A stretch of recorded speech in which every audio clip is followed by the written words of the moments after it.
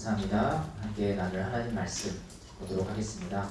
함께 나눌 하나님 말씀은 룻기 1장 19절부터 2장 9절까지 말씀입니다. 룻기 1장 19절부터 2장 9절까지 말씀입니다. 한 절씩 교독하신 후에 마지막 2장 9절 말씀을 합독하시겠습니다. 제가 먼저 19절부터 읽겠습니다. 이에 그 두 사람이 베들레헴까지 갔더라. 베들레헴에 이를 때에 온 성읍이 그들로 말미암아 떠들며 이르기를 이가 나오미냐 하는지라.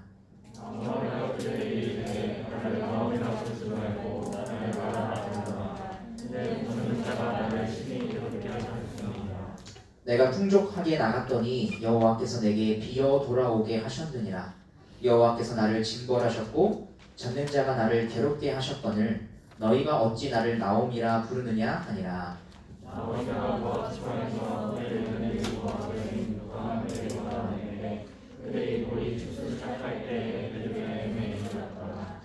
나오미의 남편 엘리멜렉의 친족으로 유력한 자가 있으니 그의 이름은 보아스더라.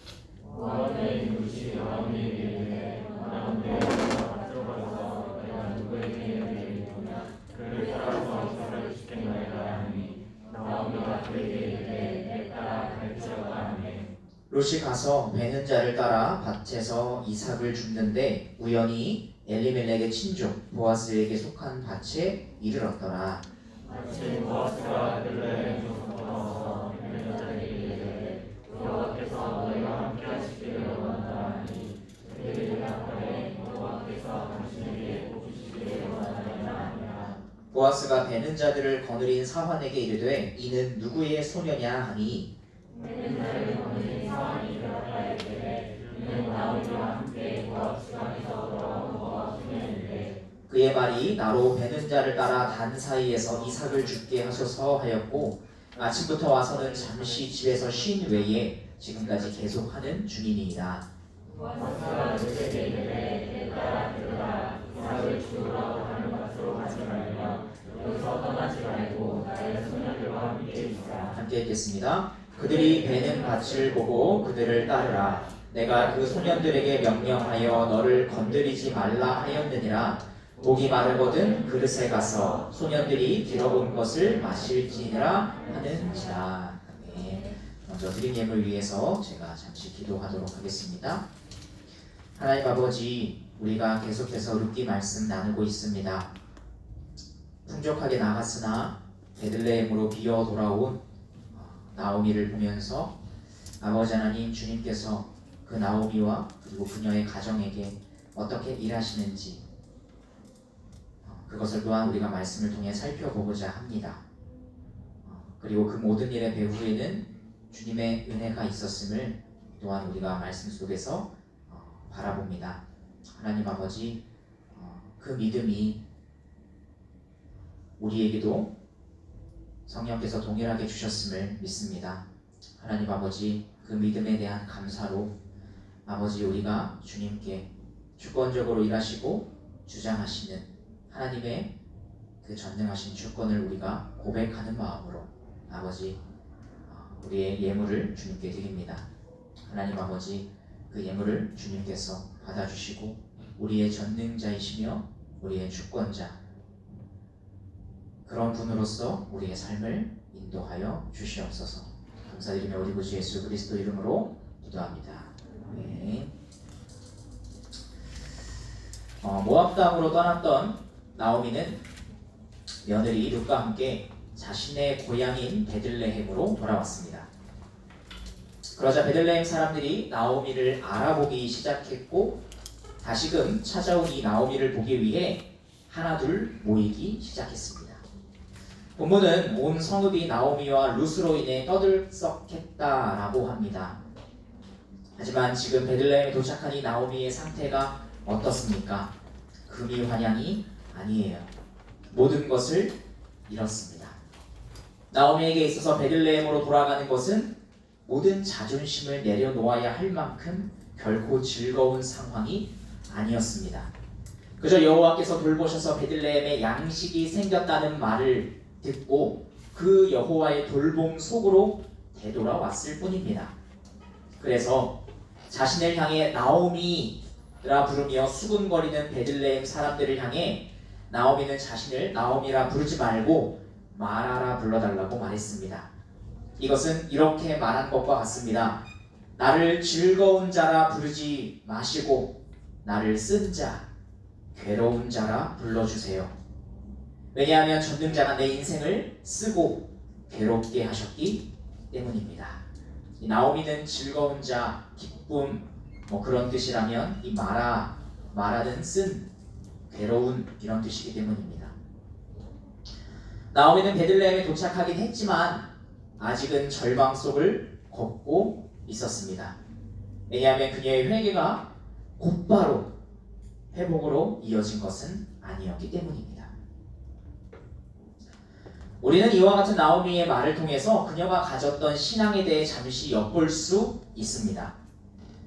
다른 부분에 대한 믿음이 어땠는지는 몰라도 적어도 나오미는 지금 자신이 겪고 있는 이 모든 쓰디쓴 일이 전능하신 하나님의 주관 하에 벌어졌다고 믿고 있었습니다. 나오미가 이것을 자기 반성으로 받아들였는지 아니면 하나님을 향한 원망으로 받아들였는지에 대해서는 학자들마다 의견이 분분합니다. 그럼에도 불구하고 모두 하나같이 동의하는 것은 나오미가 이 전능하신 하나님의 주권과 통치를 믿고 있었다는 것입니다. 나오미의 이러한 생각은 분명 옳은 것입니다. 하나님은 나라와 나라 사이에 일어나는 일과 같은 큰 일을 주관하십니다. 본국 이스라엘에서 먼 타국 땅 바벨론의 포로로 끌려간 다니엘은 그 포로로 끌려간 그곳에서 이렇게 고백했습니다. 다니엘 2장 20절부터 21절입니다. 다니엘이 말하여 이르되 영원부터 영원까지 하나님의 이름을 찬송할 것은 지혜와 능력이 그에게 있음이로다. 그는 때와 계절을 바꾸시며 왕들을 패하시고 왕들을 세우시며 지혜자에게 지혜를 주시고 총명한 자에게 지식을 주시는도다. 이것이 포로로 끌려간 사람의 고백이었습니다. 그런가 하면 하나님은 날아가는 새와 같은 아주 작은 일도 주관하십니다. 마태복음 10장 29절부터 30절입니다. 참새 2마리가 한 아사리온에 팔리지 않느냐. 그러나 너희 아버지께서 허락하지 아니하시면 그 하나도 땅에 떨어지지 아니하리라. 너희에게는 머리털까지 세신 바 되었나니. 하나님은 여러분의 머리털까지 세시는 그 작은 일에서부터 왕들과 국가를 세우시는 큰 일까지 모두 주관하십니다. 그리고 이러한 하나님의 주권적인 다스림에는 궁극적인 목적이 있습니다. 아니 오히려 하나님은 이 목적을 위해 세상을 창조하셨고 이 목적을 향하도록 모든 것을 계획하시며 주관하십니다. 우리는 이 궁극의 목적을 하나님의 작정이라고 부릅니다. 그런데 중요한 것은 하나님께서 이 자신의 목적을 계획하시고 이루실 때 어떤 방식으로 하시느냐 하는 것입니다. 우리가 이것을 연초에 좀 자주 살펴보았었죠. 웨스트민스터 소유리 문답은 이것을 1년에 연결되는 문답으로 우리에게 알려줍니다. 웨스트민스터 소유리 문답 7문답은 먼저 하나님의 작정에 대해서 이렇게 묻고 답합니다. 제가 먼저 질문을 하면 여러분이 한번 답을 해주시겠습니까? 제가 먼저 질문을 하겠습니다. 하나님의 작정이 무엇인가요?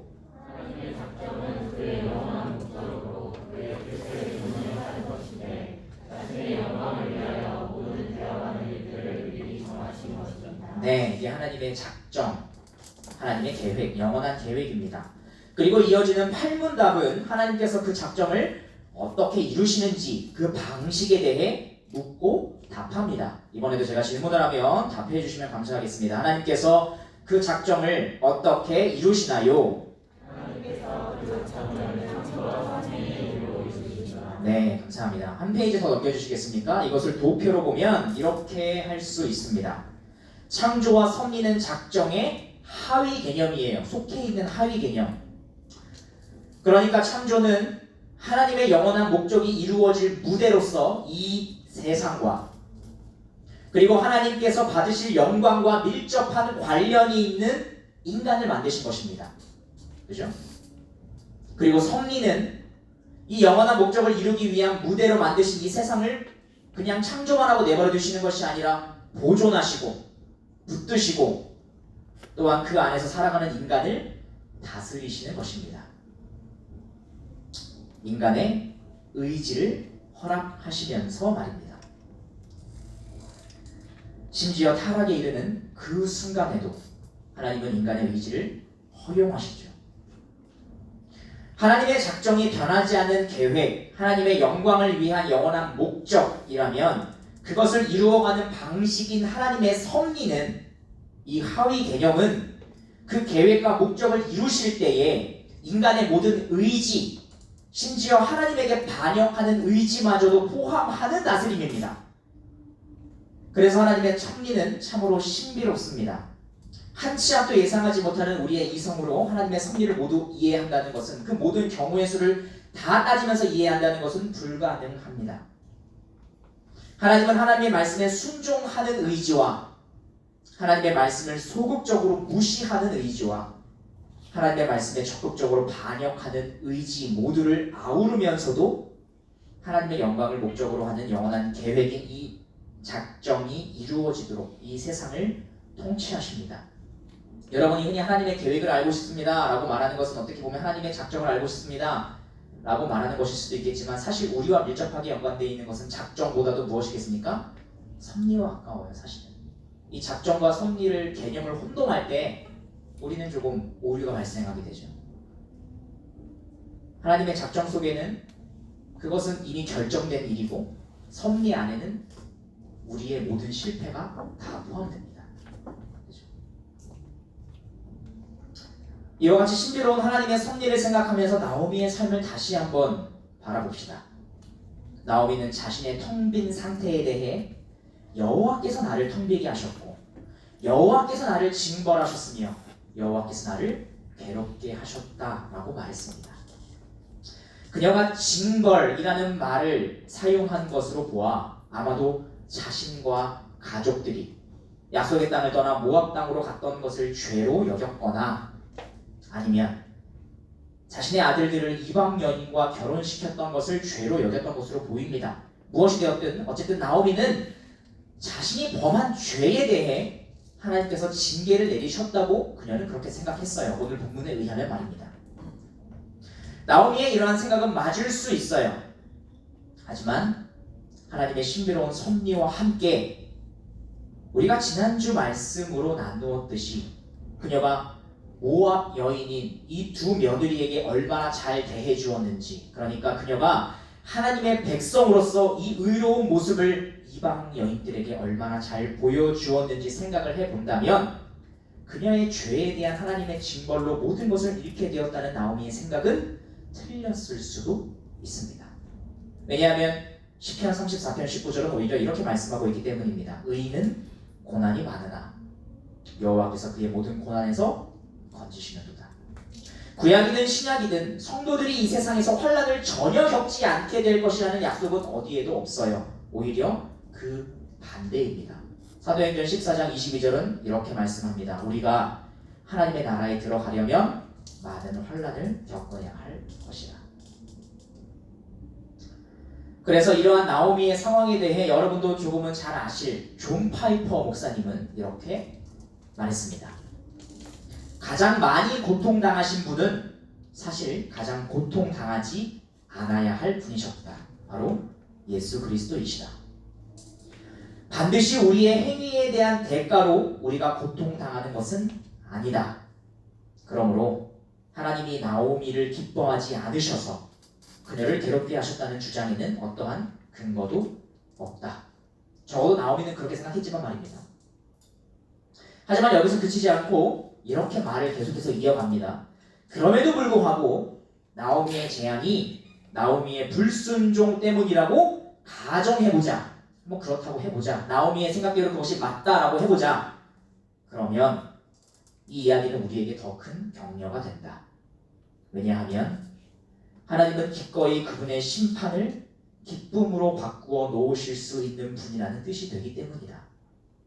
만약 룻이 죄로 인하여 이 가문에 들어오게 된 것이라면 그녀가 다윗의 할머니가 되고 예수 그리스도의 조상이 되는 것은 더욱 놀라운 일이다. 그러니 절대로 과거의 죄 때문에 당신의 미래에 아무런 소망이 없다고 단정짓지 말라. 이렇게 말을 합니다. 오늘 본문 역시 이런 상황에서도 어딘가에 작은 회복의 불씨가 있을지 모른다는 것을 우리에게 알려주듯이 한 가지 암시를 줍니다. 본문 1장 22절 다 같이 한번 읽어보도록 하겠습니다. 시작. 나오미가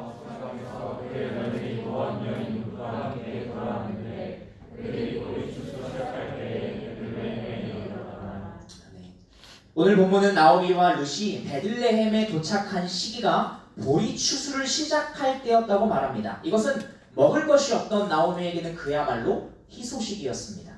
왜냐하면 이스라엘의 율법에는 추수를 하다가 땅에 떨어진 이삭은 주워가지 않고 가난한 사람들이 가져갈 수 있도록 배려하는 그 제도가 있었기 때문입니다. 신명기 24장 19절부터 22절입니다. 네가 밭에서 곡식을 벨 때에 그 한 묻을 밭에 잊어버렸거든. 다시 가서 가져오지 말고 나그네와 고아와 가부를 위하여 남겨두라. 그리하면 내 하나님 여호와께서 내 손으로 하는 모든 일에 복을 내리시리라. 네가 네 감람나무를 떤 후에 그 가지를 다시 살피지 말고 그 남은 것은 객과 고아와 가부를 위하여 남겨두며 네가 네 포도원의 포도를 딴 후에 그 남은 것을 다시 따지 말고 객과 고아와 가부를 위하여 남겨두라. 너는 애굽 땅에서 종 되었던 것을 기억하라.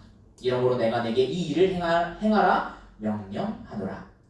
하나님께서 이와 같은 명령을 하신 이유가 마지막에 나오고 있죠. 너희가 이전에 애굽에서 종 되었던 때를 기억하라는 것입니다. 그때를 생각해보면 지금 너희가 자유인으로서 농사를 하고 먹을 수 있는 이 모든 상황이 전부 은혜로부터 비롯된 것 아니냐라는 것입니다. 따라서 이 은혜를 받고 살아가는 자로서 이제는 다른 이들에게 은혜를 베풀라는 것이 하나님께서 이와 같은 율법을 주신 이유였습니다.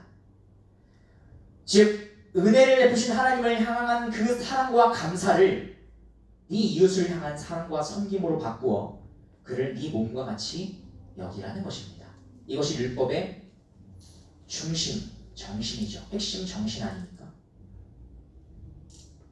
룻은 이 율법을 근거로 먹을 것을 구해 오겠다고 나오미에게 말하며 홀로 밭으로 나갔습니다.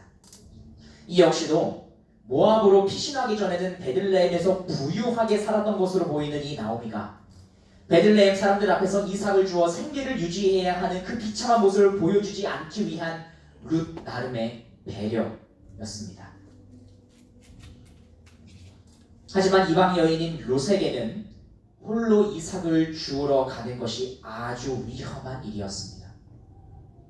왜냐하면 이와 같은 하나님의 명령, 먹을 것을 남겨두어라 가난한 자들을 위하여 라고 하는 이런 명령이 주어졌다고 해서 모든 사람들이 그 명령에 순종했던 것은 아니었기 때문입니다. 그래서 이름 모를 한 시인은 하나님께 이렇게 호소하기도 했습니다. 시편 94편 1절부터 7절입니다. 여호와여 복수하시는 하나님이여 복수하시는 하나님이여 빛을 비추어 주소서. 세계를 심판하시는 주여 일어나사 교만한 자들에게 마땅한 벌을 주소서. 여호와여 악인이 언제까지 개가를 부르리이까. 그들이 마구 짓거리며 오만하게 떠들며 죄악을 행하는 자들이 다 자만하나이다. 여호와여 그들이 주의 백성을 짓밟으며 주의 소유를 곤고하게 하며 과부와 나그네를 죽이며 고아들을 살해하며 말하기를 여호와가 보지 못하며 야곱의 하나님이 알아차리지 못하리라 하나이다. 이런 사람들이 있었단 말이죠. 이스라엘 안에. 이 시는 정확히 언제 지어진 시인지 알지 못합니다. 다만 우리가 아는 것은 나오미와 룻이 살았던 시대가 이스라엘이 영적으로 그리고 도덕적으로 가장 타락했던 사사 시대였다는 것입니다. 이것뿐만이 아닙니다. 룻이 홀로 이삭을 주우러 가는 것에는 더욱 위험한 이유가 있었습니다. 바로 그녀가 이방 족속들 중에서도 특히 모압 사람이었다는 것입니다. 하나님은 모압 사람을 향해 이렇게 말씀하셨습니다. 신명기 23장 3절부터 6절입니다. 암몬 사람과 모압 사람은 여호와의 총회에 들어오지 못하리니 그들에게 속한 자는 10대뿐 아니라 영원히 여호와의 총회에 들어오지 못하리라.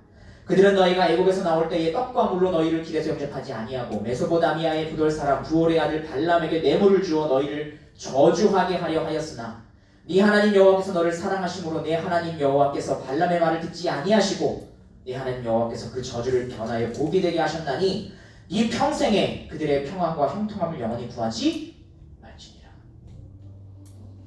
그러니까 하나님의 말씀이 가장 무시되고 있던 사사시대에 게다가 율법의 보호라는 울타리 안에 포함되지 않는 모압 사람 룻이 홀로 밭에 이삭을 주우러 나가겠다고 한 것입니다.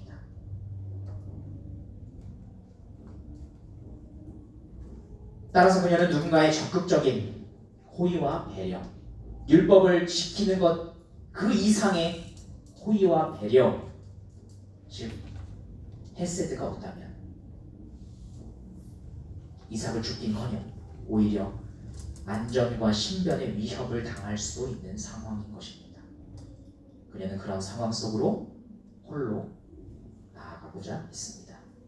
그래서 룻은 시어머니 나오미에게 이렇게 말했습니다. 우리 본문 2장 2절 함께 다 같이 읽어볼까요? 시작.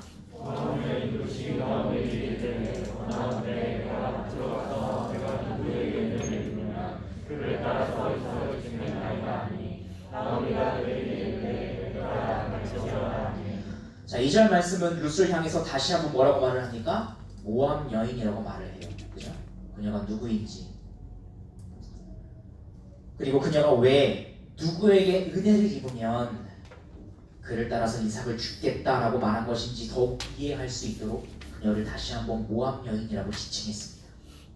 모압 여인인 룻의 생존은 전적으로 베들레헴 사람들이 베풀어주는 은혜에 달려 있었습니다. 율법을 뛰어넘는, 율법을 순종하는 그것을 뛰어넘는 은혜 말입니다. 과연 베들레헴 사람들 중에는 룻에게 은혜를 베풀어 줄 사람이 있을까요? 그리고 룻은 아무런 위협 없이 이삭을 주워올 수 있을까요? 이렇게 보면 보리 추수 때에 베들레헴에 도착했다는 것으로 인해 앞날에 대한 소망이 주어지는 듯 하지만 그와 함께 두려움과 긴장도 느껴집니다. 마치 우리의 인생과 같이 말입니다.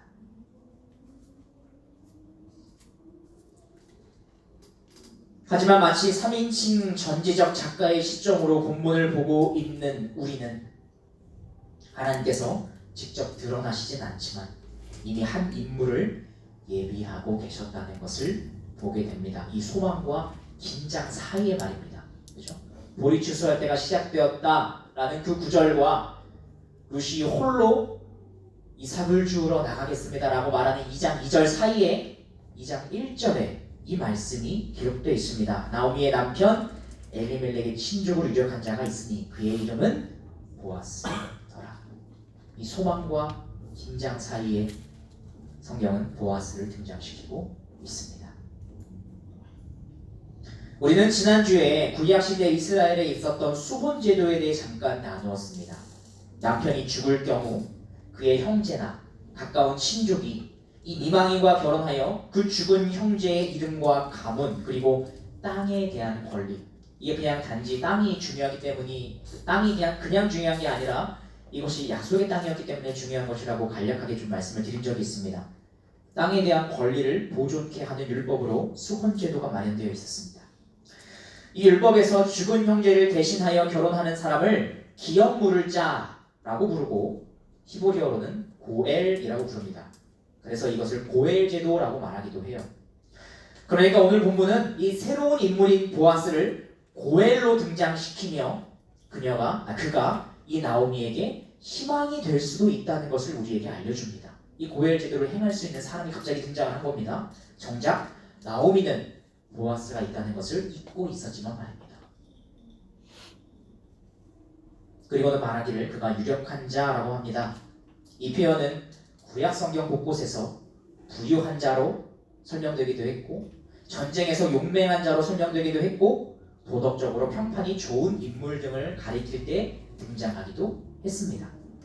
지금 배경이 전쟁터는 아니니까 용맹한 자를 설명하는 건 아닐 거예요. 그렇다면 부유한 자를 가리키는 것일 수도 있겠고 혹은 도덕적으로 평판이 좋은 인물을 가리키는 걸 수도 있겠고 아니면 가장 좋은 건 뭔가요?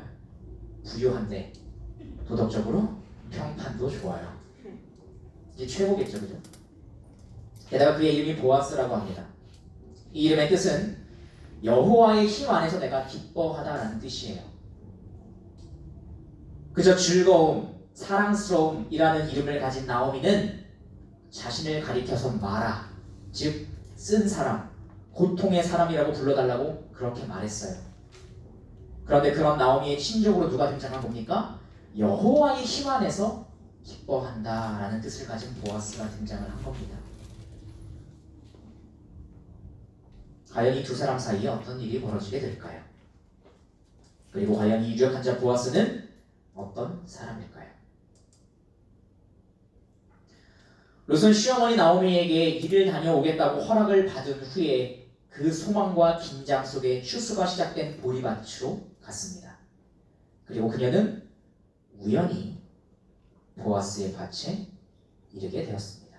본문 3절입니다. 룻이 가서 베는 자를 따라 밭에서 이삭을 줍는데 우연히 엘리멜렉의 친족 보아스에게 속한 밭에 이르렀더라.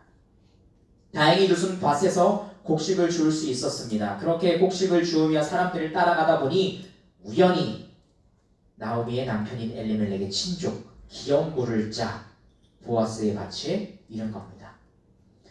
그리고 바로 그때 마치 그 드라마의 한 장면과도 같이 보아스가 자신의 밭에 도착합니다. 본문 4절입니다.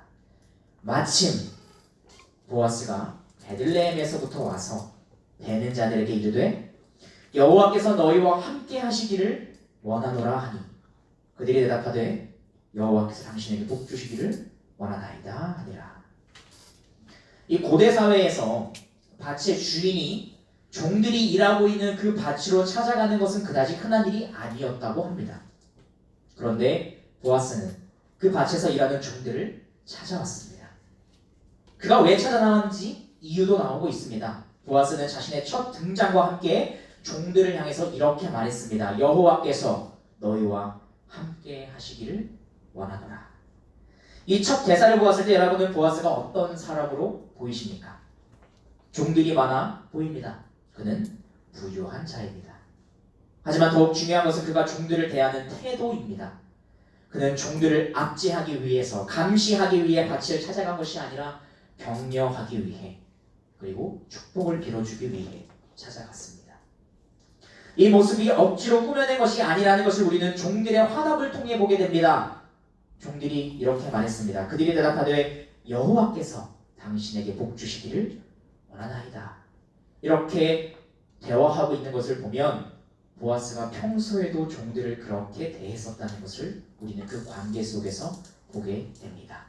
그렇습니다. 보아스는 부유한 데다 도덕적 평판도 좋은 유력한 자이며 나오미의 남편 엘리멜렉의 친족입니다. 룻은 우연히 이 보아스의 밭에 도착했고 보아스는 마침 룻이 도착한 밭에 찾아왔습니다. 그리고 보아스는 밭에서 발견한 이 낯선 여인 룻을 향해서 이렇게 말했습니다. 우리 8절부터 9절까지 함께 읽어볼까요? 시작. 보아스가 룻에게 이르되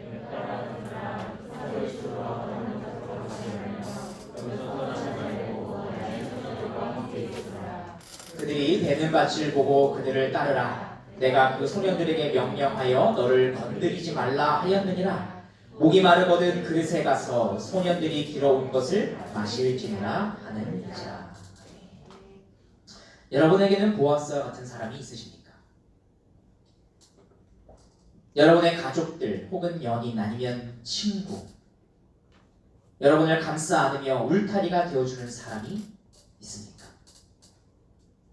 만약 있다면 정말 복을 받은 것이라고 할 수 있을 것입니다. 나에게 그런 사람이 있다는 것이 인생을 살아가는 데 있어서 얼마나 큰 위로와 위안이 될까요? 하지만 그럼에도 불구하고 그 사람의 울타리는 완전하지 않습니다. 그 사람 역시 누군가의 보호와 울타리가 필요한 연약한 인간입니다. 그래서 때때로 여러분의 그 완벽한 울타리가 되어주지 못할 때도 있을 것입니다. 그러나 만약 이런 모든 불확실성을 뛰어넘는 존재가 여러분의 보아스가 되어주신다고 한다면 여러분은 어떠시겠습니까? 모든 창조 세계를 만드셨을 뿐만 아니라 직접 그 창조 세계를 보존하고 다스리고 계신 분이 여러분의 보아스가 되어 주신다고 한다면 여러분은 어떠시겠습니까? 우리는 예수님을 생각할 때 십자가 위에서 당하신 고난과 고통에 대해서는 많이 생각하지만 부활하셔서 승천하신 예수님에 대해서는 많이 생각하지 않는 것 같아요. 기독교의 핵심이 십자가인 것은 분명합니다. 십자가에서 모든 것을 다 이루신 그리스도의 사역이 우리에게 구원의 길을 열어주셨기 때문입니다. 하나님의 진노와 우리를 향한 용서와 사랑을 모두 성취할 수 있는 유일한 방법을 십자가에서 행하셨기 때문입니다. 하지만 그럼에도 불구하고 우리의 신앙은 십자가에만 멈추어서 있어서는 안 됩니다. 우리는 그것을 넘어서서 그리스도의 부활과 승천까지 나아가야 합니다. 그리스도는 죽으신 것에서 끝나지 않으시고 다시 살아나셔서 하늘로 올라가 성부 하나님의 보좌 우편에 앉아 계십니다. 그리고 그것에서 무엇을 하고 계실까요? 여러분의, 정확히는 교회의 울타리가 되어 주십니다. 그래서 웨스트민스터 대의문답 54, 55문답은 이 승천하신 그리스도의 사역에 대해서 이렇게 정리합니다. 그리스도께서는 하나님의 오른편에 앉아 계심을 통해 어떻게 높아지십니까? 그리스도께서는 하나님의 오른편에 앉아 계심을 통해 다음과 같이 높아지십니다. 하나님이시자 사랑이신 그리스도께서는 성부 하나님의 지극한 사랑 안에 거하셔서 모든 충만한 기쁨과 영광을 누리시며 하늘과 땅의 만물을 다스리십니다. 그리고 자신의 교회를 모으시고 지키시며 교회의 원수들을 굴복시키시고 자신의 일꾼들과 백성에게 은사와 은혜를 주시며 그들을 위해 간구하십니다. 55문답은 이렇게 말합니다. 그리스도께서는 어떻게 간구하십니까? 그리스도께서는 지상에서 이루신 자신의 순종과 희생의 공로로 하늘에 계신 하나님 아버지 앞에 우리의 본성을 진심 모습으로 계속 나아가셔서 그 순종과 희생의 공로가 모든 믿는 자의 것이 되게 하시는 자신의 뜻을 반복해서 선포하십니다. 또 그들에 대한 모든 고발에 답변하시고 날마다 넘어지는 그들이지만 양심의 평안을 주시며 은혜의 보좌 앞에 담대히 나아가게 하시고 그들 자신 그대로 또 그들의 섬김이 받아들여지게 하십니다. 성경은 흔히 하나님의 섭리를 표현할 때 하나님의 손길이나 특별히 날개라는 말을 사용하곤 합니다. 마치 암탉이 자신의 알을 품듯 말입니다. 비록 눈에 보이지 않고 우리의 이성으로 모든 인과관계를 계산할 수 없지만 주님은 이 땅에서 여러분을 보호해주는 여러 보아스들을 넘어서서 여러분의 진정한 참 보아스, 유일한 안식처가 되어주십니다. 우리를 위해 죽으셨을 뿐만 아니라 부활하시고 승천하신 후에도 계속해서 우리를 위해 일하고 계시는 이러한 주님을 바라본다면 우리도 루시 보아스에게 말하는 이러한 고백을 하게 될 것입니다. 우리 읽기 2장 13절 말씀 우리 다 같이 함께 큰 목소리로 읽어보도록 하겠습니다. 시작. 루시 이르되 내 주여 내가 당신께 은혜 있기를 원하나이다. 나는 당신의 하녀 중에 하나와도 같지 못하오나 당신이 이 하녀를 위로하시고 마음을 기쁘게 하시는 말씀을 하셨나이다 하니라. 바로 이것이 지금도 하나님께서 받으실 영광을 위해 여러분을 보호하고 다스리시는 하나님의 손길, 곧 섭리를 바라보는 삶입니다. 우리 함께 찬양하고 기도하고 나아가도록 하겠습니다. 주만의 의지에 함께 찬양하도록 하겠습니다.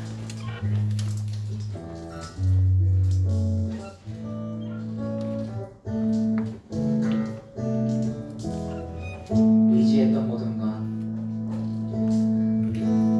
의지했던 모든 것 변해가고 억울한 마음은 거져가네. 부끄럼 없이 살고 싶은 마음 주님 아시네. 모든 일을 선으로 이겨내고 모든 일을 선으로 이겨내고 죄의 유혹을 따르지 않네. 나를 구원하신 영원한 그 사랑 크신 그대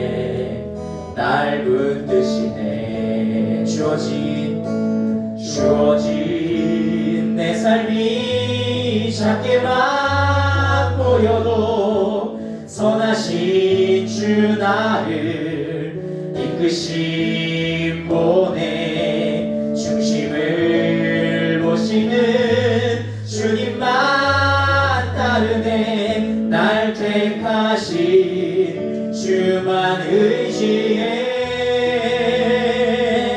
보이는 상황에 무너질지라도 예수 능력이 나를 붙드네 보이지 않아도 주님만 따르네 내 평생 주님을 노래 우리 성 다시 한번 고백하겠습니다. 의지했던 모든 것 변해가고 의지했던 모든 것 변해가고 억울한 마음은 거져가네 부끄럼 없이 살고 싶은 마음 주님 아시네 모든 일을 선으로 이겨내고 죄의 유혹을 따르지 않네 나를 구원하신 영원한 그 사랑 크신 그네 날 붙드시네 주어진 내 삶이 작게만 보여도 선하신 주 나를 이끄신 보내 중심을 보시는 주님만 따르네 날 택하신 주만 의지해 보이는 상황에 무너질지라도 예수 능력이 나를 붙드네 보이지 않아도 주님만 따르네 내 평생 주님 마지막 고백하겠습니다. 주어진 내 삶이 작기만 보여도 주어진 내 삶이 작게만 보여도 택하신 주 나를 이끄신 보내 중심을 보시는 주님만 따르네 날 택하신 주만 의지해 보이는 상황에 무너질지라도 예수 능력이 나를 붙드네 보이지 않아도 주님만 따르네 내 평생 주님을 그 시간 주님 주시는 각자의 고백으로 시간을 필요한 시간 나가도록 하시겠습니다. 하나님 아버지 참으로 우리가 보이는 상황에 무너진다 할지라도 아버지 하나님 그러나 그 가운데서도 일하시는 주님의 섭리의 손길 우리를 품으시는 주님의 날개를 바라보길 원합니다. 아버지 하나님 우리가 잊고 있는 상황 속에서도 우리가 알지 못하는 상황 속에서도 나오미가 나를 말하라고 불러달라고 말하는 그 상황 속에서도 아버지 하나님 오히려 주님께서는 보아스를 예비하시고 아버지 하나님 그 소망과 긴장 사이에서 하나님 아버지 주님께서 미리 예비하심과 일하심이 있다는 것을 아버지 하나님 우리가 오늘 말씀 가운데 보게 됩니다.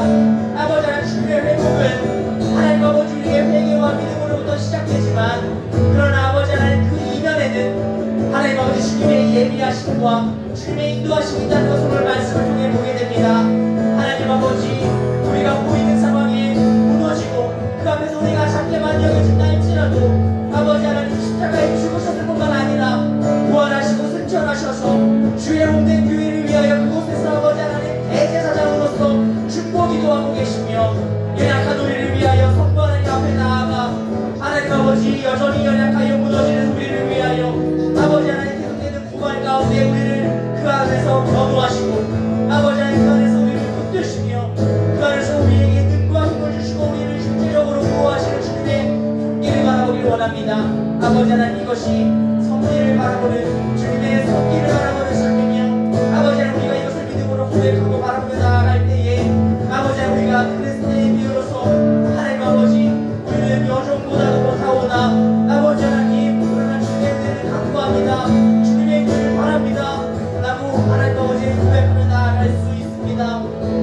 아버지 이러한 주님의 일하시고 우리가 언제나 바라보며 나아갈 수 있도록 주여 도와주시옵소서. 하나님 아버지, 참으로 많은 순간에 우리는 우리 주변 사람들을 향해, 아니 어쩌면 우리는 하나님을 향해 어떻게 내가 즐겁고 기뻐하는 자일 수 있겠습니까? 하나님, 그리고 여러분, 저는 쓴 자, 저는 괴로운 자입니다. 제 모든 것이 무너졌기 때문입니다. 때때로 우리는 그렇게 말하며 나아갈 때가 얼마나 많은지 모릅니다. 그러나 하나님, 그런 모든 상황 속에서 비록 무너져 내렸지만, 우리 눈앞에 보이는 것은 무너져 내린 것밖에 없지만, 그러나 그 이면에서 이미 준비하시고 이미 예비하시며 하나님 아버지 그 안에서 일하시는 주님의 손길을 보게 됩니다.